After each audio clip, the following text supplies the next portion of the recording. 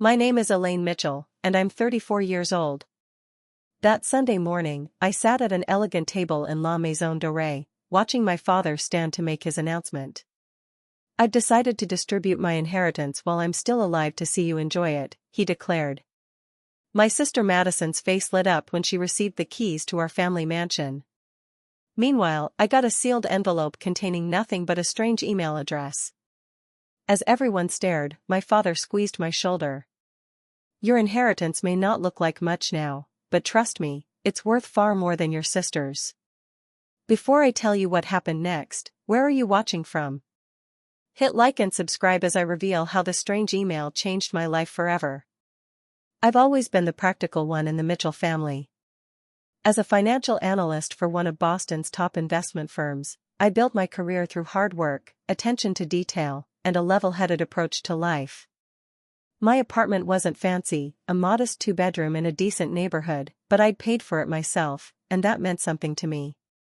Madison, on the other hand, was our father's undeniable favorite. 2 years younger with perfect honey blonde hair that never seemed out of place, she floated through life on a combination of natural charm and our father's generosity. While I worked through college with part-time jobs, Madison enjoyed the full experience complete with sorority life and spring break trips to Cancun. Don't get me wrong, I love my sister, but our relationship had always been complicated by the obvious imbalance in our father's affections. Our family wealth came from my father, Harold Mitchell, who built Mitchell Properties from nothing. Starting with a single rundown apartment building in his 20s, he gradually expanded into commercial real estate and eventually created a regional empire worth hundreds of millions. He was self-made and proud of it, though that pride manifested in different expectations for his daughters. For Madison, success meant maintaining social connections and representing the family well. For me, it meant proving I could make it on my own, without his help. Everything changed when our mother died 5 years ago.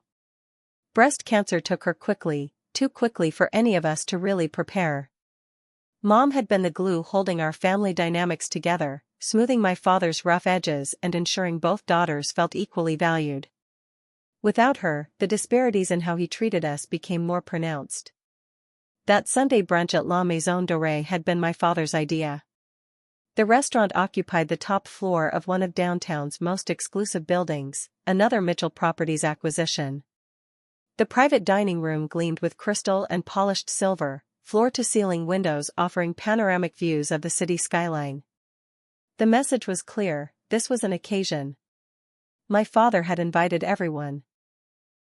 Madison and her husband Blake, my cousin Rachel and her family, Uncle Philip and Aunt Diane, even my father's younger brother Thomas, who rarely made appearances at family functions. The tension in the air was palpable as servers poured champagne and delivered elegant plates of eggs Benedict and smoked salmon. When the main course was cleared, my father tapped his water glass with a spoon. The table fell silent. "I've been doing a lot of thinking lately," he began, his voice still powerful despite his 72 years. "About legacy, about family, about what we leave behind." I shifted uncomfortably in my seat. Dad had been in excellent health at his last checkup, but this sounded ominously like a preparation for bad news. "The traditional way is to write a will and have everyone find out what they've inherited after you're gone," he continued. "But I've decided I'd rather distribute my legacy now, while I'm still alive to see you enjoy it." The room remained perfectly still, everyone's attention fixed on my father. "Madison," he said, turning to my sister. "You've always loved our family home. The place where you grew up, where you had your wedding reception in the garden." He reached into his jacket pocket and pulled out a set of keys attached to a small gold keychain. "The Mitchell estate is now yours. The deed has been transferred to your name." Madison's perfectly glossed mouth dropped open. The Mitchell estate was a 7-bedroom Georgian mansion on 5 acres of prime land just outside the city.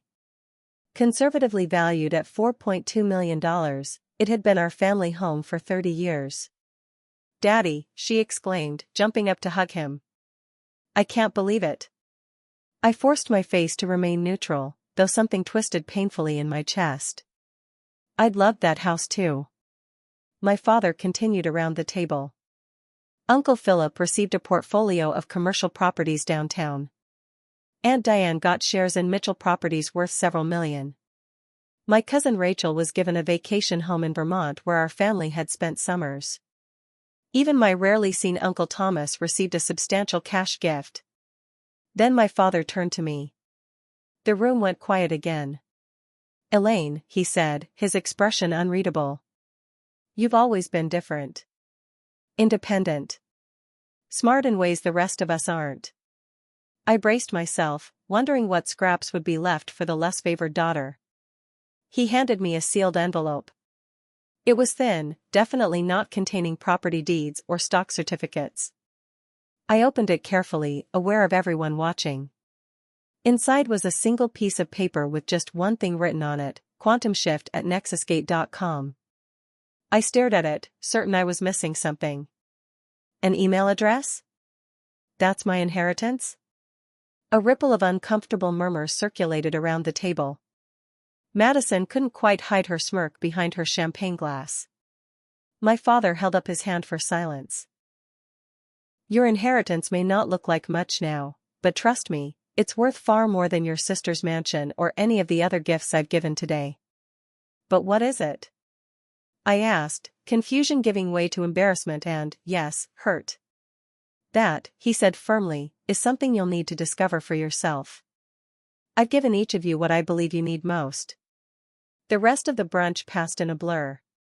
Madison immediately began talking about renovation plans for the mansion.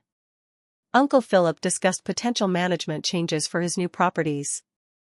And I sat silently, the email address burning a hole in my pocket, trying to maintain my dignity despite feeling like I'd just been publicly devalued in front of our entire family. As we prepared to leave, Madison pulled me aside.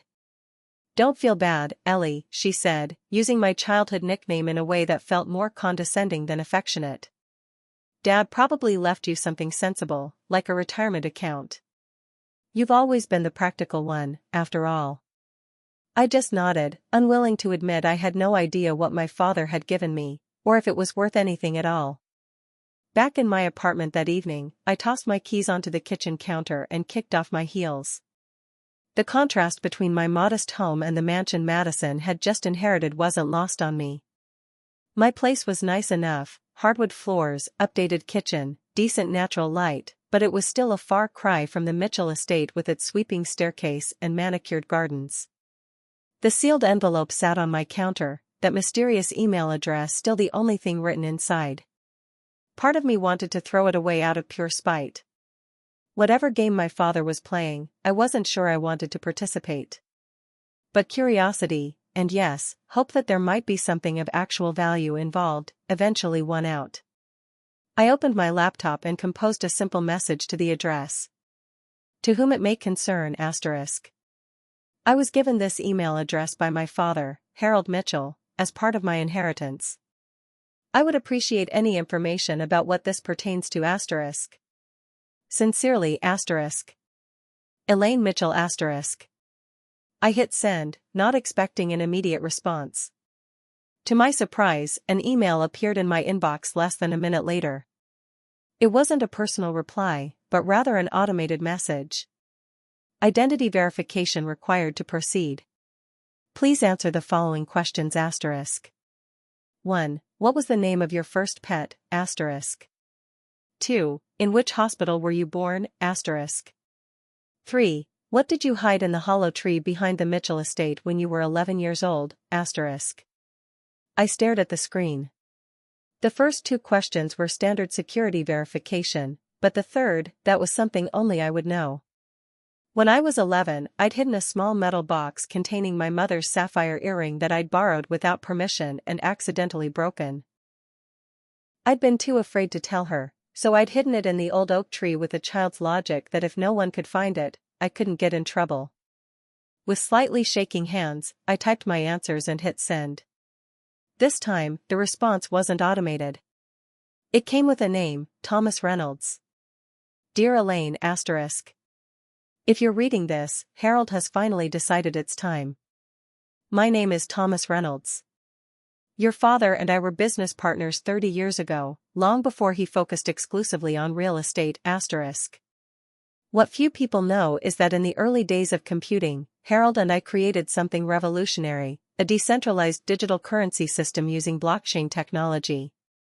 This was decades before Bitcoin or any other cryptocurrency existed. We were pioneers, but we also recognized that the world wasn't ready for what we'd created. The security implications, the potential economic impact, it was too much, too soon. We made a pact to lock away our creation until the right time came, and until we could trust the right person to handle it responsibly. Harold always believed that person would be you. What you've inherited is access to a digital wallet containing the original cryptocurrency we created, which we called Nexus Coin.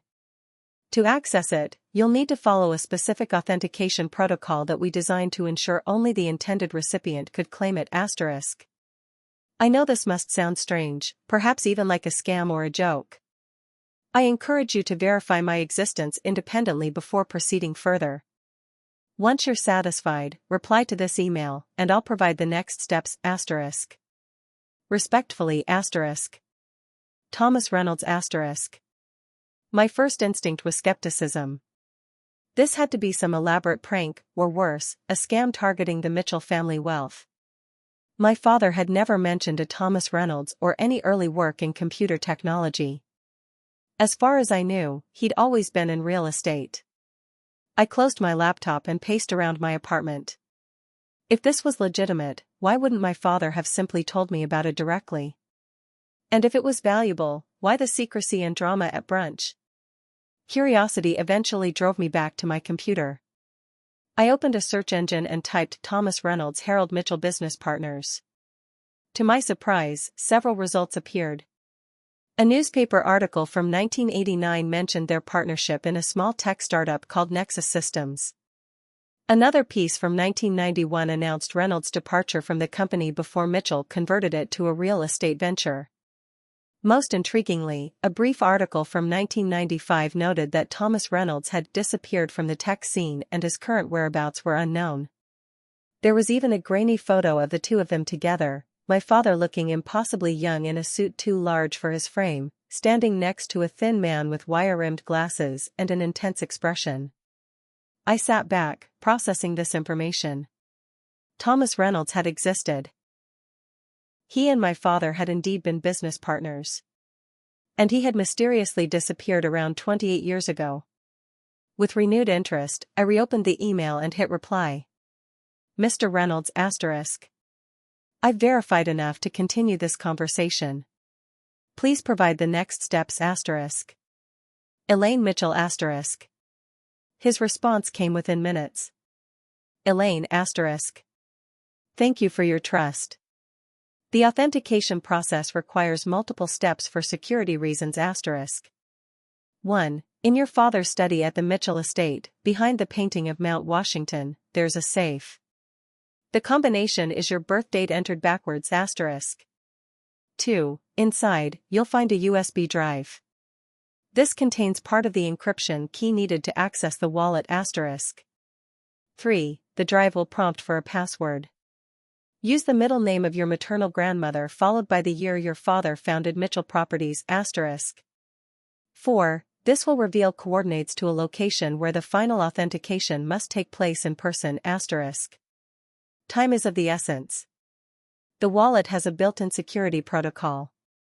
It must be accessed within 30 days of this initial contact, or it will permanently lock, and the contents will be irretrievable*. I understand this is a lot to process.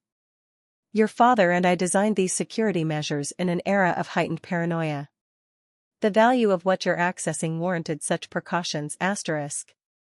T.R*. I read the email twice, my heart racing. This was getting more complex, and more intriguing, by the minute. The first obstacle was obvious, the safe was in my father's study, which was now part of Madison's mansion. I'd need access to the house, which meant either telling Madison about the email or coming up with an excuse. But before I worried about that, a more fundamental question remained: was any of this real? Or was I being led down an elaborate rabbit hole for someone's amusement, or worse, as part of some scam? I decided to take it one step at a time. First, I needed to get into the Mitchell estate. Ellie. Perfect timing, Madison exclaimed as she swung open the massive front door of what was now her mansion. You have to see what I'm doing with the East Wing. It had been 3 days since the brunch, and Madison had wasted no time making the Mitchell estate her own. I'd called her that morning, saying I needed to pick up some personal items I'd left in my old bedroom. She'd been surprisingly enthusiastic about having me visit. Now I understood why. This wasn't just about reconnecting with her sister, it was about showing off her prize. The contractors start next week, she continued, leading me through the foyer. The familiar space already looked different. Mom's antique console table was gone, replaced by a sleek modern piece that matched nothing else in the house. What happened to Mom's table? I asked, trying to keep my tone neutral. Madison waved dismissively. In storage. It didn't fit the new aesthetic. She led me on a whirlwind tour, pointing out all the changes she planned. The library would become a home theater. The conservatory where Mom had tended her orchids would be converted into a yoga studio. Our father's study, the room I actually needed to access, would become Blake's man cave. We're keeping Dad's desk though, Madison added as we paused outside the study door. It's an antique or whatever. Blake thinks it looks impressive. Can I see? I asked, trying to sound only casually interested. Sure, she shrugged, pushing open the heavy oak door.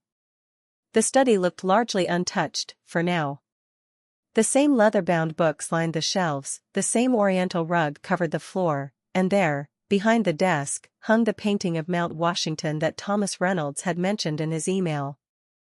I was thinking, I said carefully, I might take a few of Dad's books. For sentimental value. Madison nodded absently, already distracted by something on her phone. Whatever. Just not the leather ones that match, they're part of the room's look. I'll pick a few later, I said. Mind if I grab my things from my old room first? Go ahead. I'm having the guest rooms redone next month, so take whatever you want. As I headed upstairs, Madison called after me, oh, by the way, we're having a housewarming party next weekend. You should come. I spent 20 minutes in my old bedroom, filling a box with miscellaneous items I didn't actually need, all while thinking about how to get back into the study alone. When I came downstairs, I could hear Madison on the phone in the kitchen, her voice animated as she discussed plans for new landscaping. It was my chance. I slipped into the study and quietly closed the door. Working quickly, I moved to the painting and carefully lifted it from the wall. Behind it, just as Reynolds had described, was a wall safe with a digital keypad. My birth date backwards. I punched in the numbers, 21097891. The safe clicked open. Inside was a single USB drive, small and black. I pocketed it quickly, replaced the painting, and was about to leave when the door opened. What are you doing in here? Madison asked, her eyes narrowing suspiciously. Just looking at Dad's books, I replied, gesturing to the shelves. Lots of memories in this room.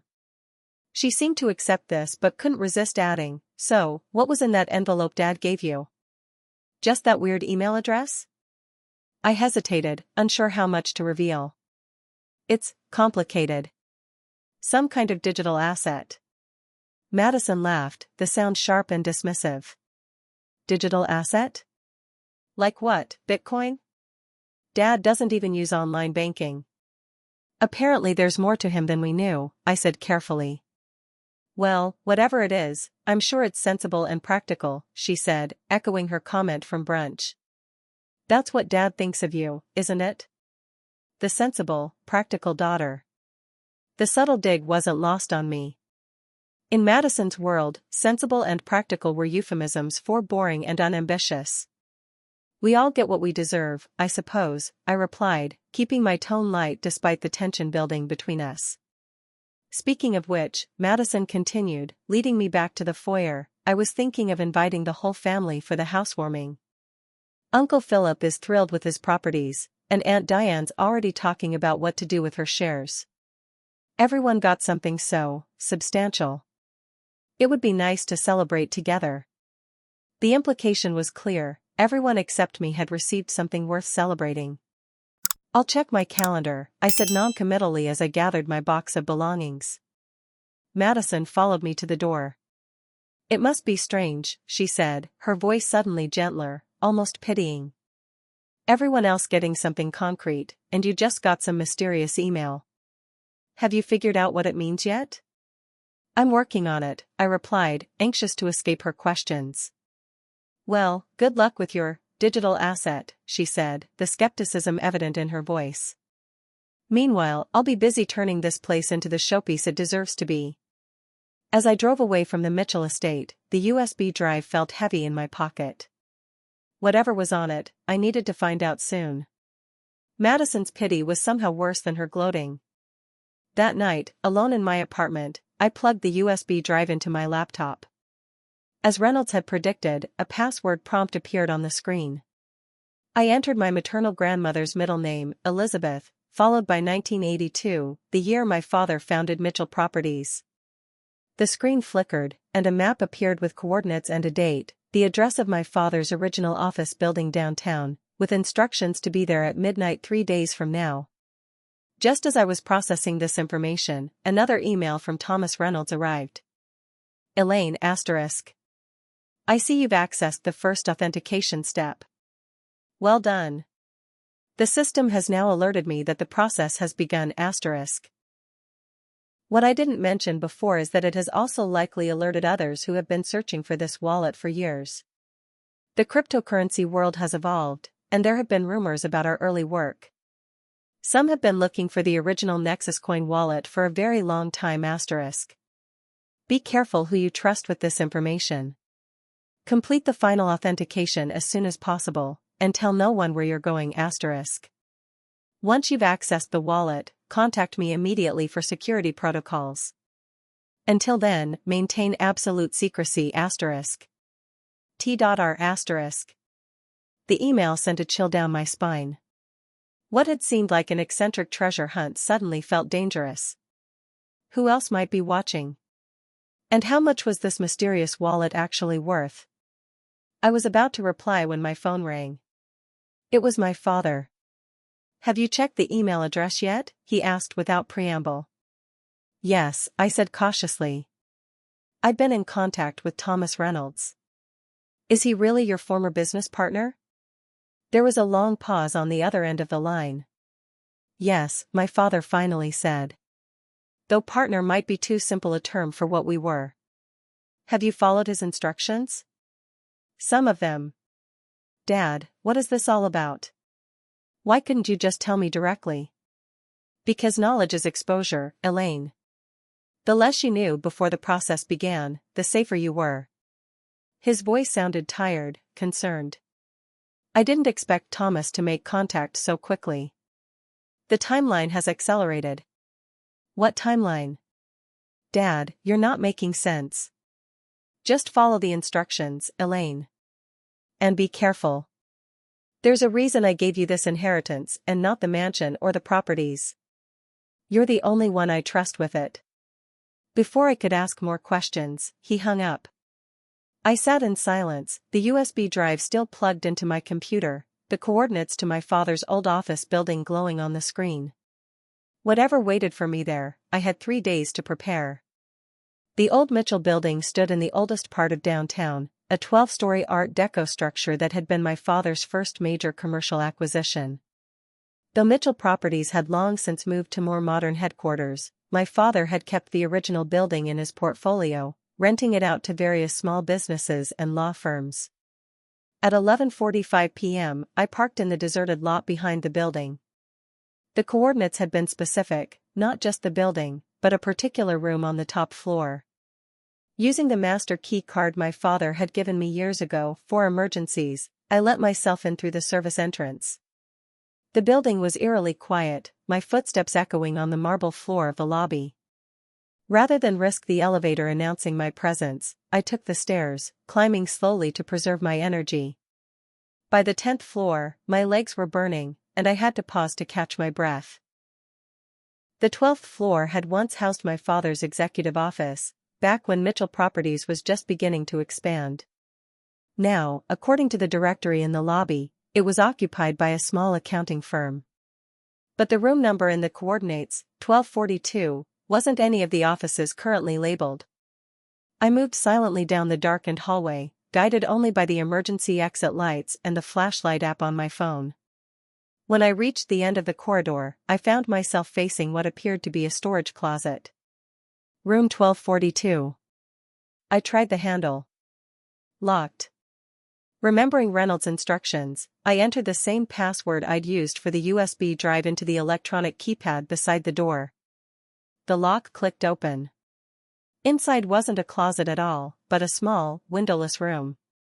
As I swept my phone's light across the space, I realized it was set up like a miniature office, with technology that hadn't been current for decades. An old CRT monitor sat on a desk beside a bulky computer tower. Cables ran along the floor to various other pieces of equipment I didn't recognize. Following the instructions that had appeared on the USB drive, I located the power switch for the ancient system and flipped it on. The computer came to life with a series of beeps and whirs that seemed impossibly loud in the silent building. The monitor flickered, displaying a simple command prompt screen. I connected the USB drive to an adapter I'd brought and then to one of the computer's ports. The screen changed, displaying a complex series of authentication requests. One by one, I entered the codes I'd received from Thomas Reynolds via email after finding the USB drive. My hands were shaking slightly as I input the final code. The screen went black for a moment, then displayed a simple interface labeled Nexus Coin Wallet. And there it was, a balance of 50,000 NXC. I stared at the number, not sure what it meant. Was this the inheritance my father thought was worth more than a mansion? Some obsolete digital currency from 30 years ago? Pulling out my phone, I searched for Nexus Coin and NXC. Most results were about newer cryptocurrencies, but buried in the search results was a specialized crypto forum with a thread titled The Hunt for the Original Nexus Coin Wallet. I clicked on it, my heart racing as I read through the posts. According to crypto enthusiasts, Nexus Coin had been a mythical first attempt at cryptocurrency, created years before Bitcoin. Most believed it was just a legend, but some insisted it had been real, created by a pair of visionaries who had developed blockchain technology far ahead of their time. The final post in the thread, dated just 2 months ago, claimed that if the original Nexus Coin wallet still existed, each coin would be worth approximately $12,000 in today's market, due to both its technological significance and extreme rarity.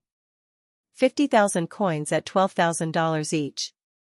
I did the math in my head, then did it again, certain I'd made a mistake. $600 million. My inheritance wasn't just worth more than Madison's mansion. It was worth more than everything my father had given away at the brunch, combined. As I tried to process this revelation, a new message appeared on the computer screen. Wallet access confirmed. User identity verified as Elaine Mitchell.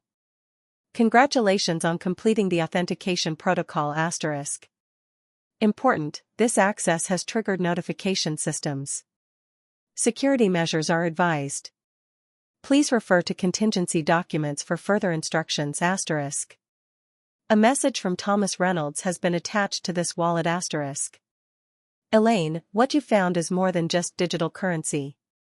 Your father and I created technology that was decades ahead of its time, a truly decentralized financial system that could have changed the world. But we feared it could be weaponized or exploited if released too soon *. Now the world has caught up to our vision, but powerful interests would still seek to control this technology. The wallet contains not just the original coins but the source code for the entire system, a system more advanced than even modern cryptocurrencies *. Your father chose you because he believes you have the integrity and intelligence to handle this responsibility. I've respected his wishes by remaining hidden all these years, watching over the system we built *. Now it's yours, but be warned, accessing this wallet has sent alerts to those who have been searching for it. Secure your access and trust no one until we can speak directly *. Use the second secure email address included with these files to contact me when you're safely away from this location. *. I quickly copied the new email address and all accessible files onto a secure external drive I'd brought with me. As I was about to shut down the system, I noticed movement in the reflection of the monitor, a shadow in the hallway outside the open door. I wasn't alone. Quickly, I powered down the computer, pocketed my drive, and turned toward the door, preparing to bluff my way past whoever was there. But the hallway was empty. Still, I couldn't shake the feeling of being watched.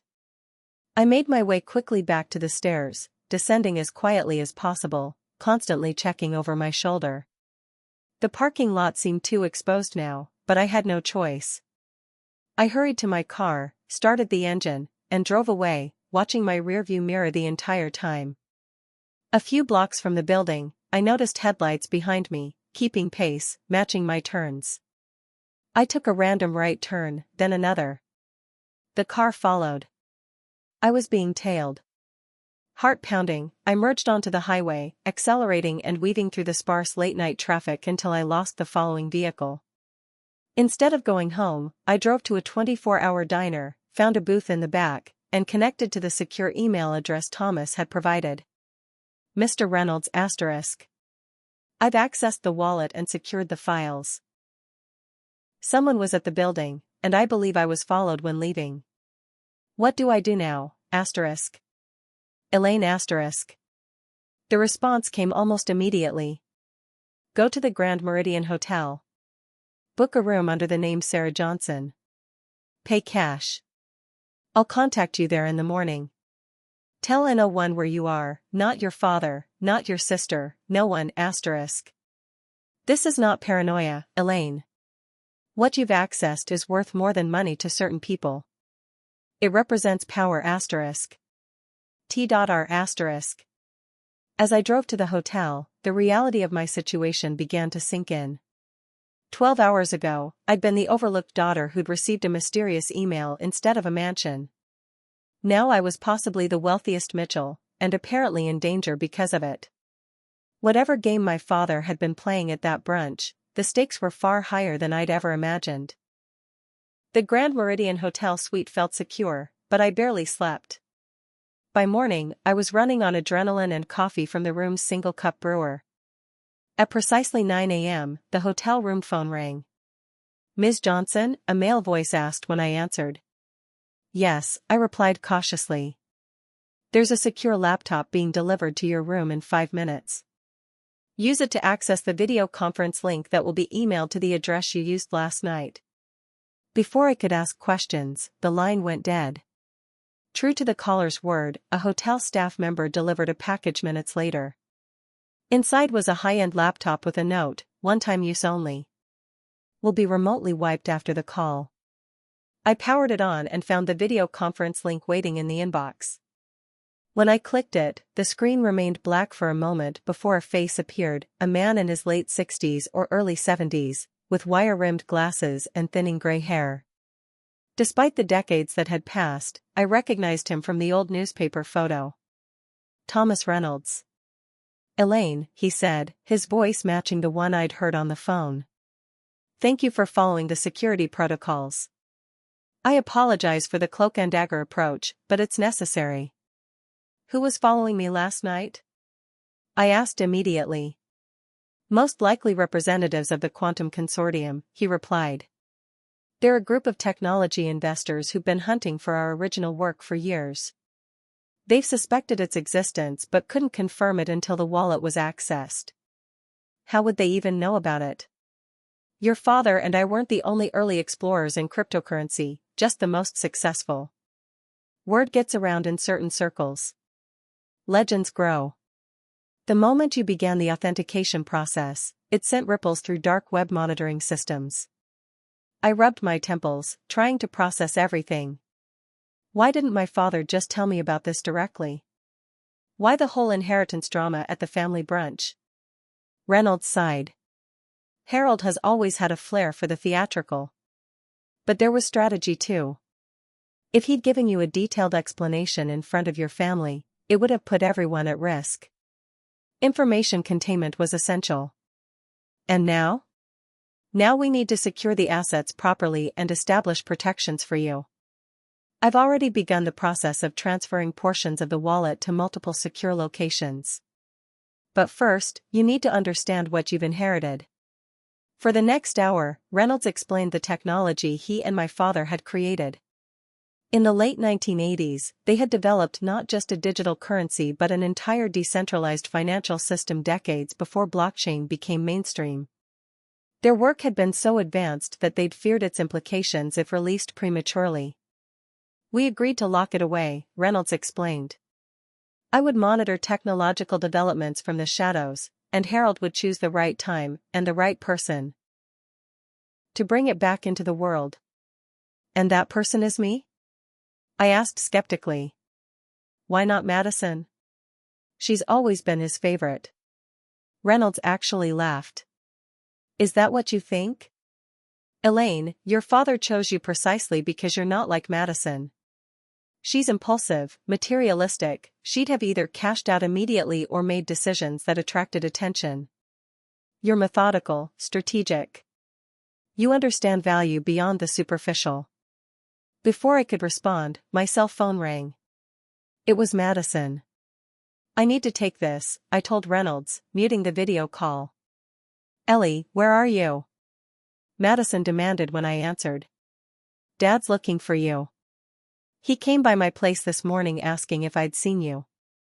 I'm just out running errands, I lied. Why? He seemed worried. Said something about making sure you'd secured the package, whatever that means. Is this about that email inheritance thing? I hesitated, suddenly wary. Madison had never shown this much interest in my affairs before. It's nothing important, I said carefully. Just some old family documents Dad wanted me to organize. Right, Madison said, clearly not believing me. Well, there's a guy here who says he knows you. Says it's about the inheritance. My blood ran cold. What guy? What's his name? He didn't say. Tall, expensive suit, very corporate. He said he's with some investment group that's been working with Dad. The Quantum something. Quantum Consortium. The group Reynolds had just warned me about. Madison, don't tell him anything. Don't let him into the house. Call Dad immediately, Anne. Too late, she interrupted, her voice suddenly tight. He's already here in the living room. Dad let him in before he left to look for you. Actually, he wants to talk to you. Hang on. Madison, no. But I could hear her passing the phone to someone else. Ms. Mitchell.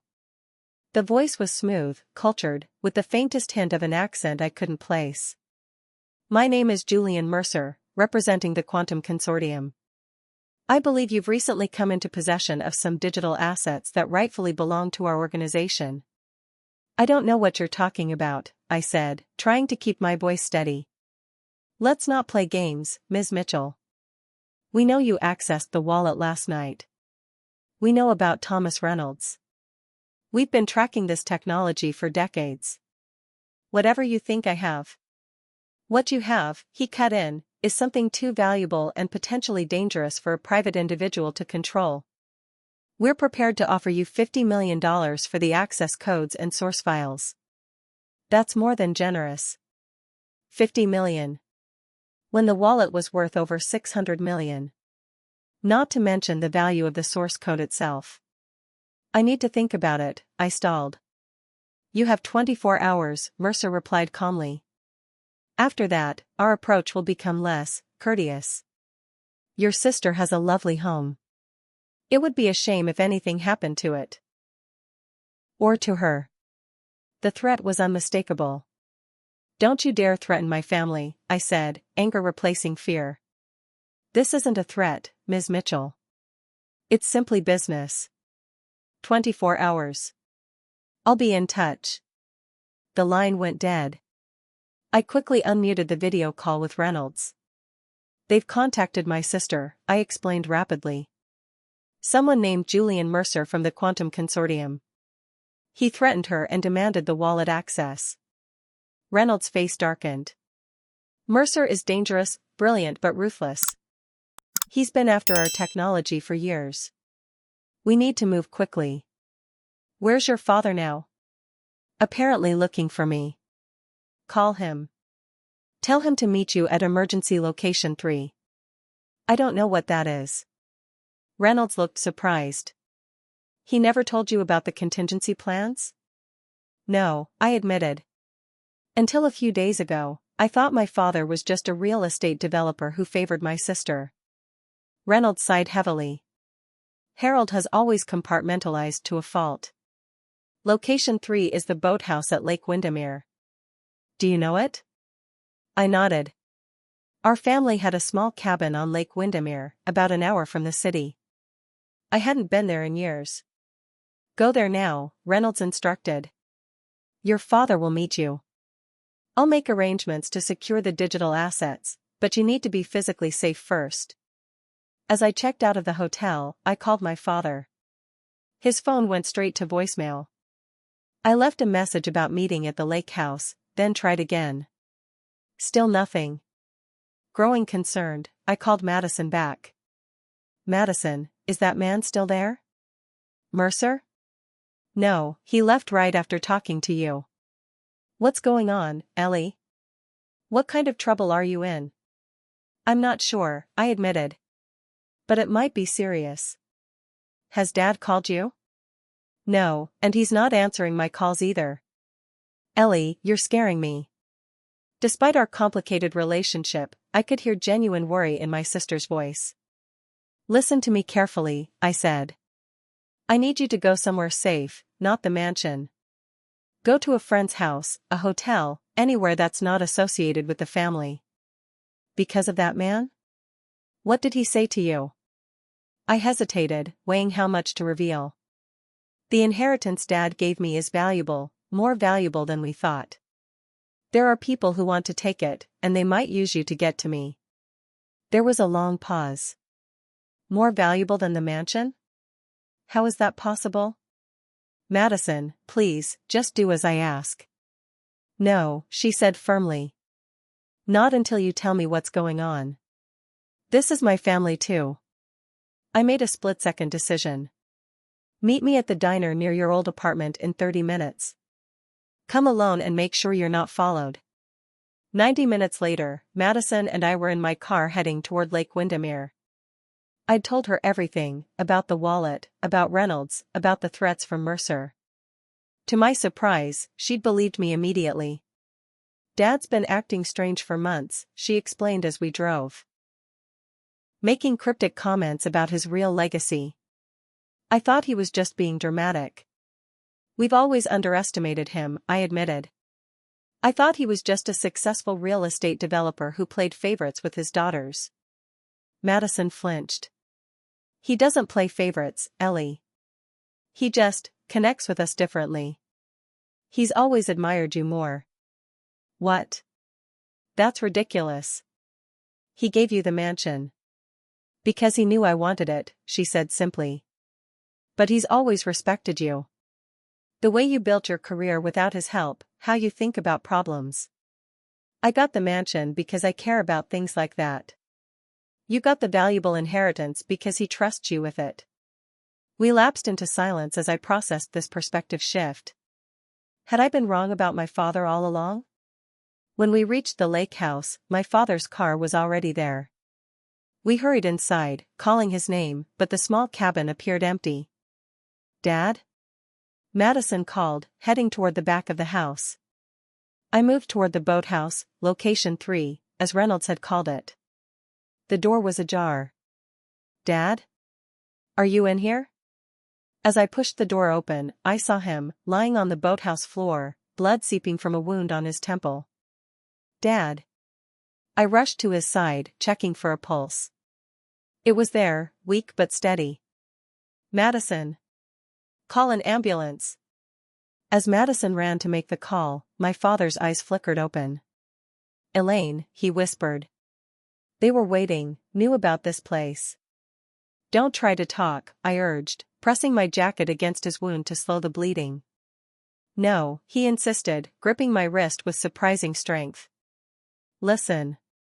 Thomas is the only one you can trust. The wallet, it's more than money. The technology could change everything. I know, Dad. Reynolds explained. He shook his head weakly. Not everything. The source code has evolved. Self-modifying algorithms, 30 years of development. Madison returned, kneeling beside us. Ambulance is on the way. 10 minutes. Our father's eyes widened when he saw her. Madison. You shouldn't be here. Not safe. I'm not leaving you, she said firmly, taking his other hand. He looked between us, then closed his eyes briefly. My girls. Both so strong. Different strengths. Need to work together now. We will, Dad, I promised. The safe house, he murmured. North side. Reynolds knows. His eyes drifted closed again as sirens wailed in the distance. As paramedics loaded our father into the ambulance, my phone buzzed with a text from an unknown number. Mercer's men at the lake. Get to the Northside location immediately. 1458, Grayson Street, Apartment 3B. Code, Nexus 1982. TR**. I showed Madison the message. We need to go. Now. She nodded, her face set with determination I'd rarely seen. I'll drive. You navigate. As we sped away from the lake house, I caught sight of a black SUV turning onto the access road, heading straight toward the cabin we'd just left. Whatever my father and Thomas Reynolds had created 30 years ago, it had just put all our lives in danger. The Northside safe house was a nondescript apartment in a renovated factory building. Using the code Reynolds had provided, we let ourselves in to find a space that looked like it had been prepared for exactly this situation. The refrigerator was stocked with basics, the closets contained clothes in various sizes, and most importantly, the desk held a high-security computer setup. I can't believe Dad had a secret apartment all this time, Madison said, exploring the space. I can't believe how little we actually knew about him, I replied, powering up the computer system. A secure messaging program automatically launched, connecting us to Thomas Reynolds. Your father, his message read. Stable. At Memorial Hospital under guard, I typed back. What now? Check the red folder in the desk drawer, I found the folder and opened it to discover detailed dossiers on Julian Mercer and the Quantum Consortium. According to the documents, Mercer had been tracking my father and Reynolds for decades, convinced their early work held the key to controlling the future of digital finance. He doesn't just want the money, I realized aloud. He wants the technology itself. But why? Madison asked, reading over my shoulder. What makes it so special compared to regular cryptocurrency? Before I could answer, the secure computer pinged with an incoming video call from Reynolds.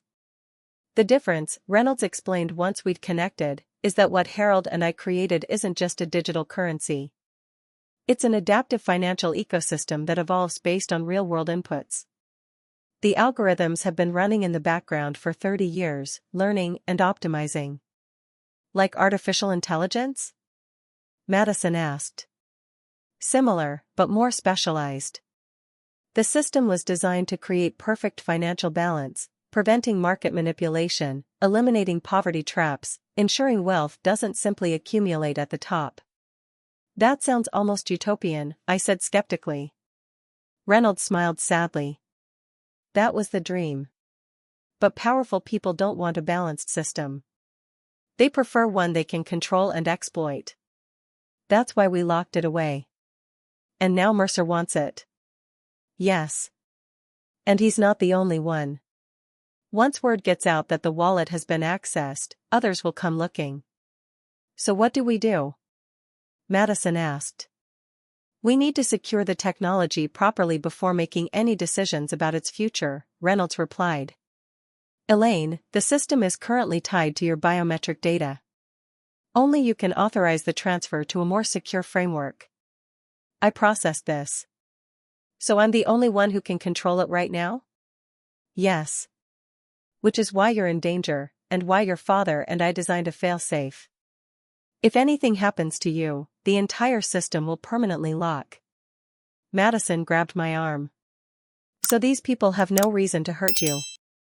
That's good. No, Reynolds corrected grimly. It means they need to either convince Elaine to cooperate or force her to. And once they have what they want. He didn't need to finish the thought. We need a plan, I said firmly. For the next few hours, Reynolds guided us through securing portions of the digital wallet, moving assets to multiple isolated locations.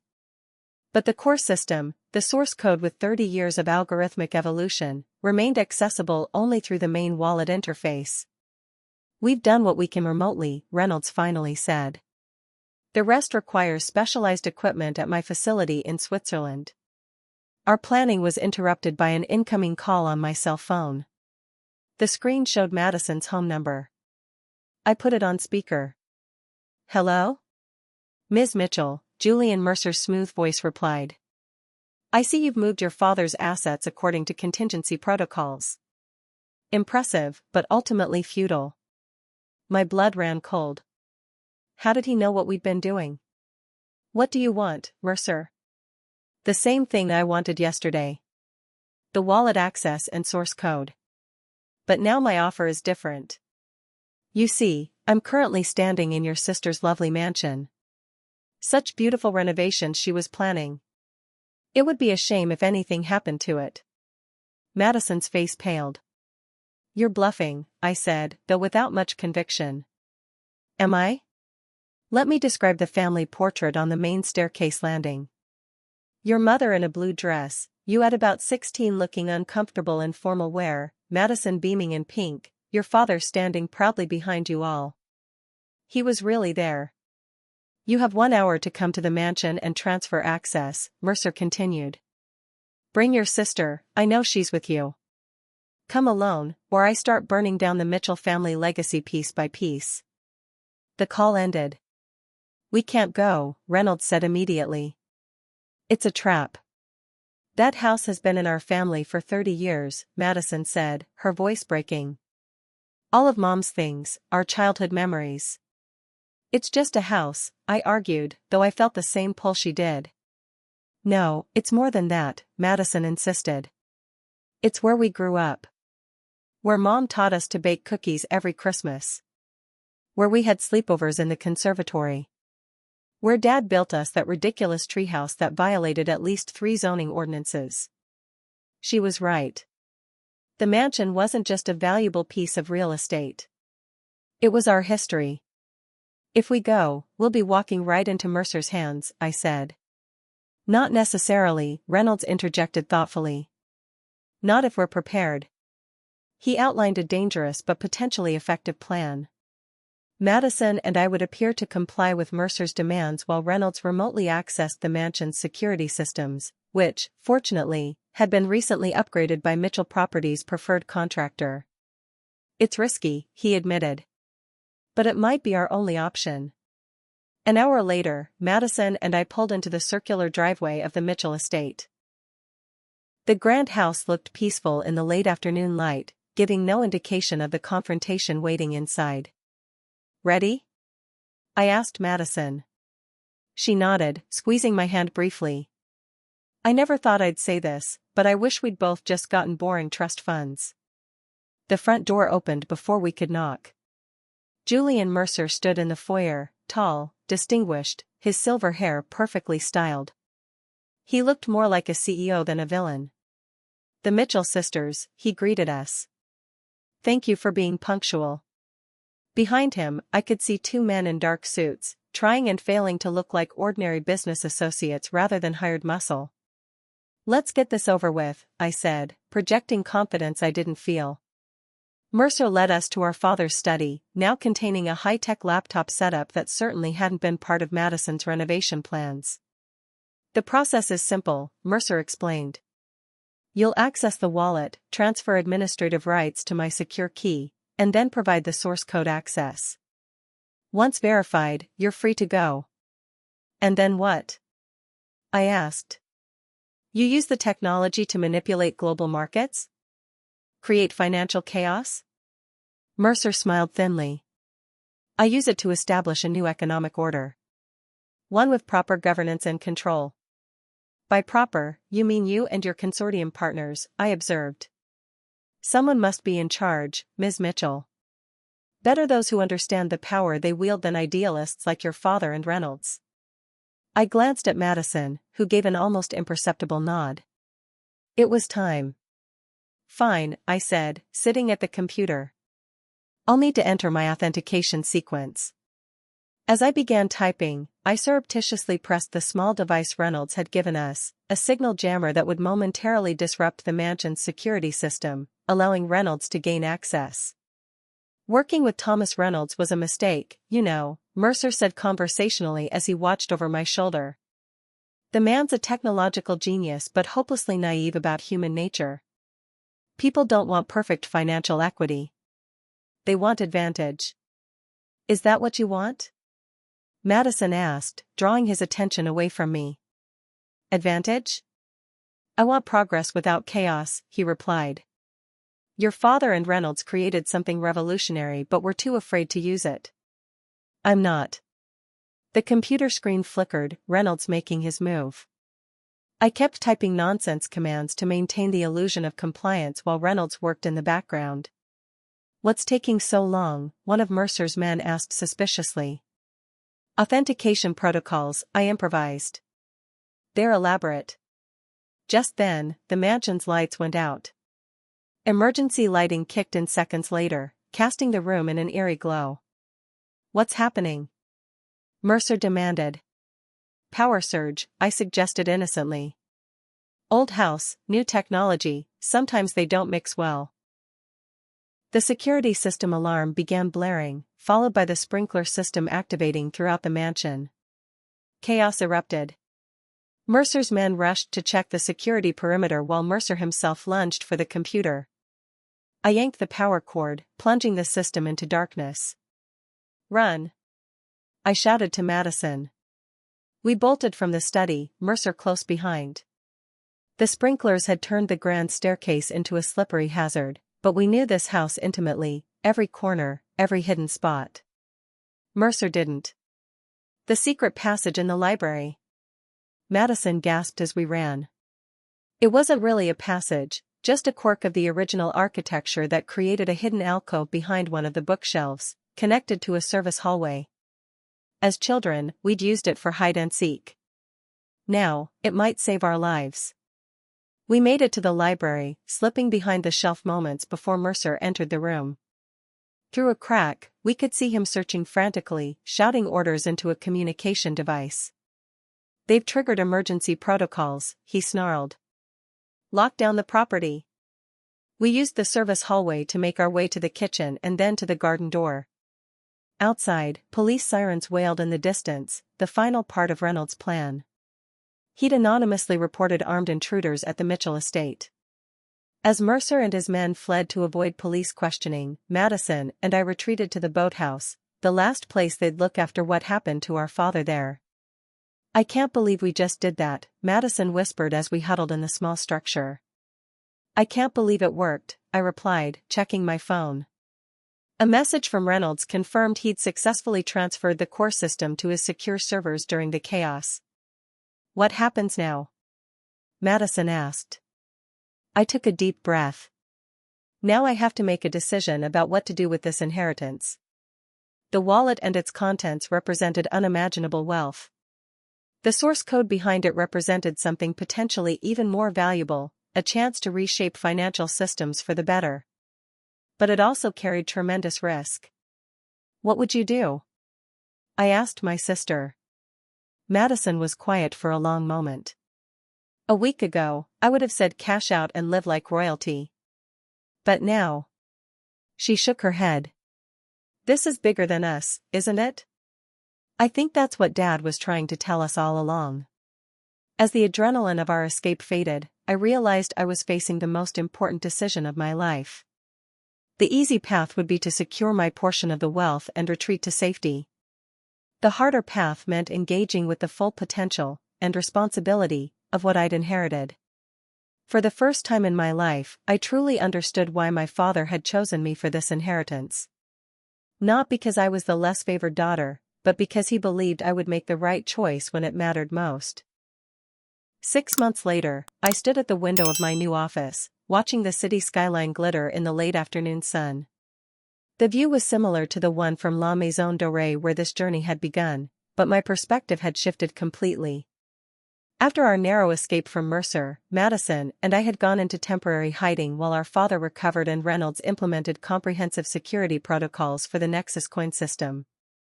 With the immediate danger past, I'd faced the monumental decision of what to do with my inheritance. In the end, I chose a middle path.